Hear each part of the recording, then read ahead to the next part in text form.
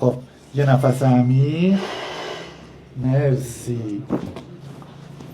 یا حسین یا حسین، عجب حال خوبی. فاتی، ننه فاتی از لرستان اومده، 5 تا بیرون زدگی داره. ننه. چقدر آقای اذیت دکتر شدی؟ من دستاتو ببوسم. نه قربونت ننه برم. دور دستات بگردم. مرسی. یعنی از اینجایی که درد میکرد تا خود اینجا رو کشید قشنگ. وای چقدر خوبه حسش. الان بلند میشی، بلند شو راه برو برام ببینم چطوری.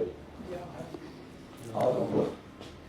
راه برو. وای وای ننه ندارم درد رو به برو پایین قرآن. خم شو قشنگ. یا امام زمان، من میخوام پاهاتو ببوسم. کوچیکتم، این چه خدا میخوام پاهاتو ببوسم. کوچیکتم، خدا رو چه خوبی.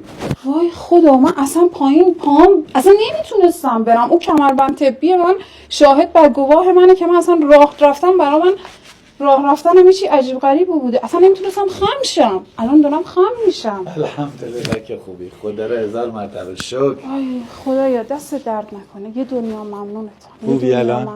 یه دنیا ممنونم. خدا رو 1000 مرتبه شکر. انرژی دادی بهم که خوب شدی.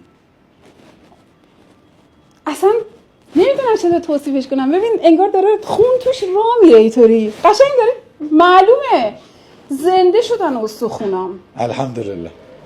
خدا شکرت. برای منم دعا کن. انشالله به حق حضرت زهرا همیشه عاقبت به خیر باشه. مرسی. انشالله تنت سالم باشه مرسی. و همینطوری به این مردم خدمت کنه. مرسی. انشالله. یه دنیا ممنونم واقعا.